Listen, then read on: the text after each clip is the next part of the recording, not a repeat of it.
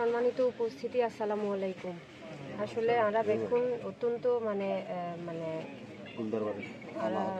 মর্মাহত বা আমরা দেখুন দুঃখ ভারাক্রান্ত লইরে ইউথনীতির উপস্থিত হয়ে যে নারা কাম্যই নোয়াছিল যে হঠাৎ করিয়ে সকালবেলা এভাবে অন্দরিয়ে সাত কান ঘর এভাবে যে জ্বলি যাইব আমি প্রত্যেক কান ঘর আমি নিজেই গেলাম যাইরে দেখিলাম আসলে একদম টোটালি এমনভাবে মানে পুরি গিয়েই আর এখনো অস্তিত্বই নাই।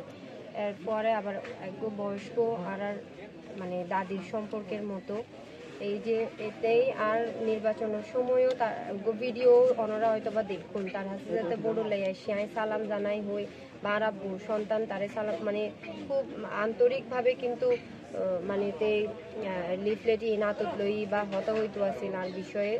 তো হঠাৎ করি যে আগুন ধরিয়ে আসলে বয়স্ক মানুষ মনে নিঃশ্বাস লইতে না পারে এমনভাবে আগুন ধরছি তেও আরারে সারি গিয়ে গুই আই ইয়ানলেগুলি খুবই দুঃখ প্রকাশ করি এবং শোক সন্তপ্ত পরিবারের প্রতি এর আমি সমবেদনা জানাই।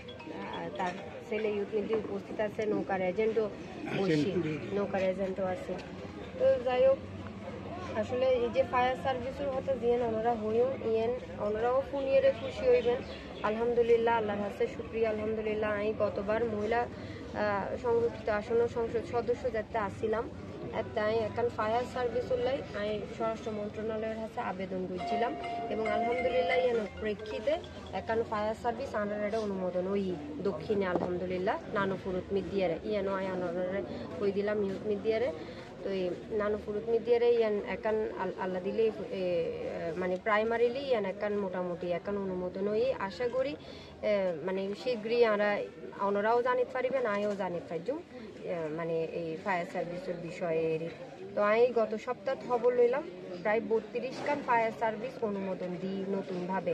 এই 32 খান ফায়ার সার্ভিস ওপনি দিয়ে আর ফরিকসরি এনো আছে আর হাতে কিন্তু হাগজ আছে, হাগজ এনতে এই মুহূর্তে আর মানে আর ব্যাগত আছে কিন্তু এই মুহূর্তে আর আততনি দিয়ে নাই নিলে অনারারি এন দেখাইতে পেতাম নিশ্চয়ই অনারা এন খুশি হইবেন এনার দীর্ঘদিনের একখান প্রচেষ্টা আছিল।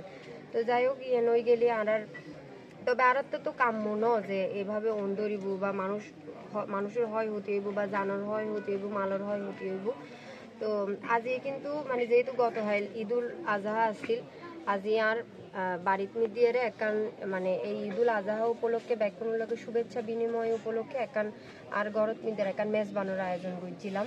তো বোধ নেতা নেতৃবৃন্দ এরে উপস্থিত হই আর মুরব্বীবৃন্দ বোধজন এরে উপস্থিত হই ইয়ে নলেগুলি ঘটনার সাথে সাথে আমি ওনার হাতে আসলে আইত না পারি যেহেতু আর ঘরত মিদি মেহমান আছে। তো মেহমানরে বিদায় দিয়ে ইও গরত মিদের এই পারভেজ ভাই তারাও আর এই জেলি আন্টি আছে বা আরো যারা আছে ইতারাও আর গরত মিডিয়ারে ইউথ মিডিয়াতে উপস্থিত আছেন তারা লইয়ারে মেহমান বিদায় করিয়ে আর ইউথ মিডিয়ারে চলে আসি।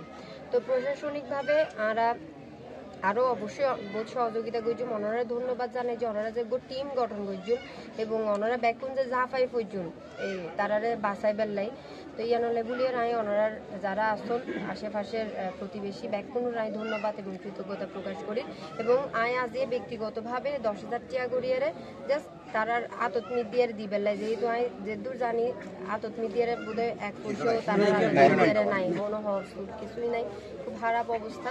তো আমি আপাতত 10,000 গড়িয়ে টিয়া 70,000 টিয়া 7 পরিবারের লই এসেছি।